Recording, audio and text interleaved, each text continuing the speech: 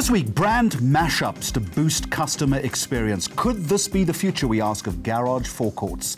An app that is changing the way South Africans move, and an important project that is training the trainer by giving secondary school teachers the tools they need to educate budding young designers. This is Mags on Media, and a very warm welcome.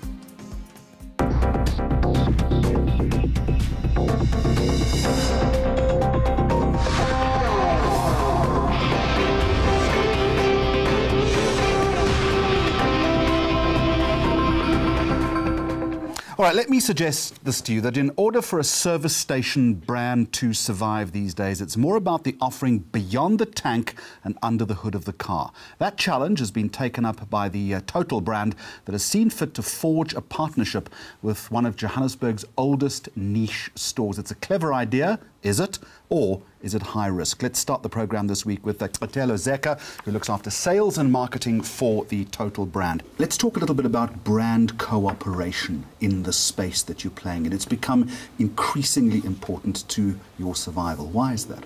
I think people trust largely all the multinationals that the product that we serve through our pumps is, the quality is good, it's a clean product.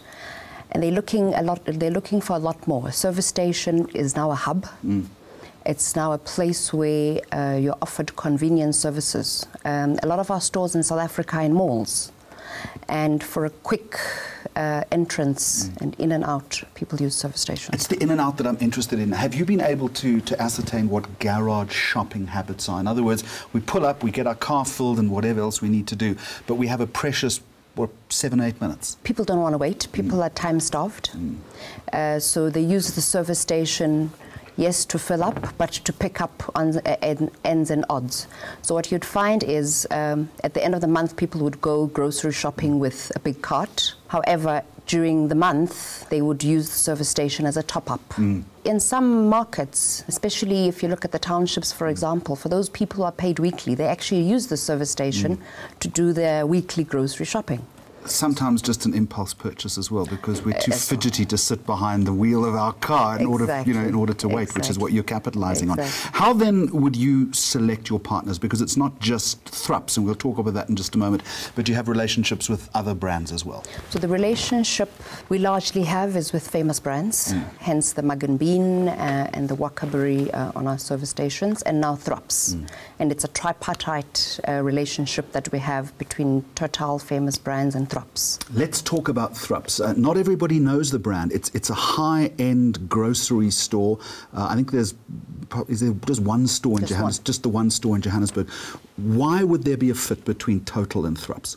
We wanted to make sure that we reach the various market segments where we operate. So we are not completely getting rid of the Bonjour brand. The Bonjour brand will remain.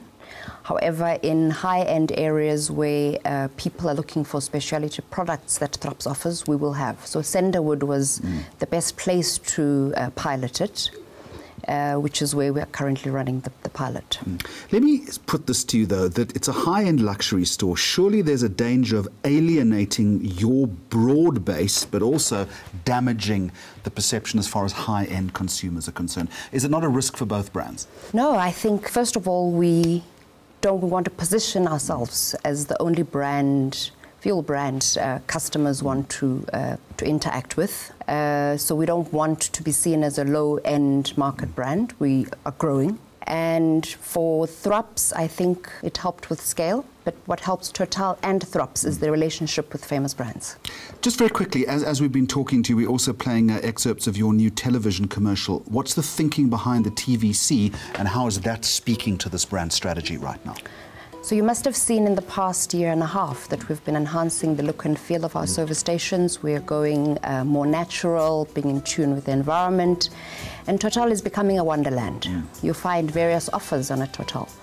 And this was a great depiction through the eyes of a child coming to see a Total and really seeing it as a wonderland. That's what we want our customers to experience. Nice warm tonality in that respect. Matelo Zeka, thank you very much for joining us here on Mags on Media. Now, fair to say, I think that a brand's longevity serves as proof of quality and a keen understanding of its target market. So the Scottish knitwear company Lyle Scott has celebrated its 140th year by commissioning 140 unique artworks inspired by any year between 1874 and 2014. The idea was to construct a timeline that honours innovation and historical events that shaped the world. Here it is.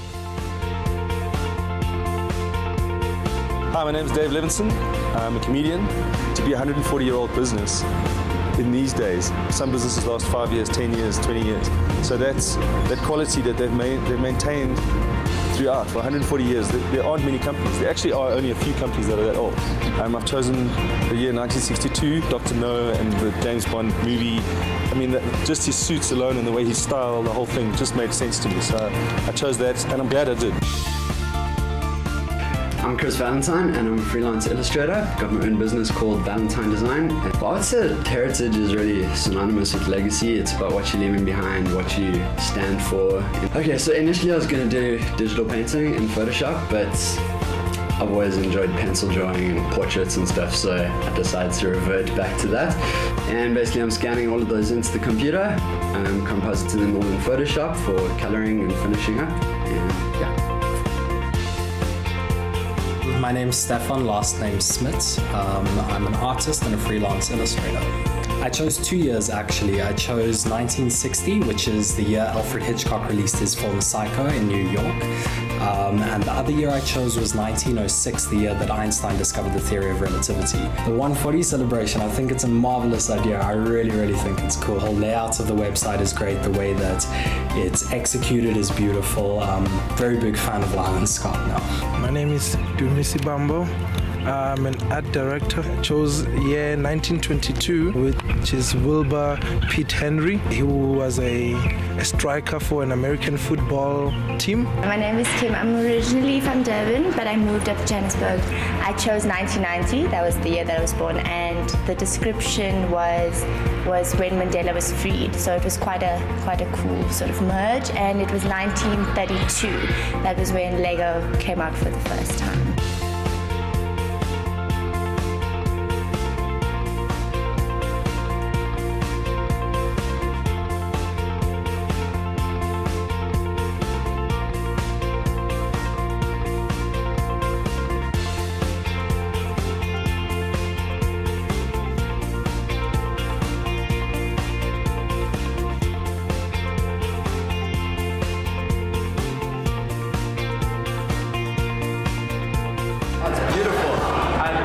It's so amazing to see all the pieces collected together, like the timeline of everything. Congratulations to Lyle Scott. It's a great achievement. It's an awesome brand. I think it's great to be linked with this brand. It's absolutely amazing. I love it.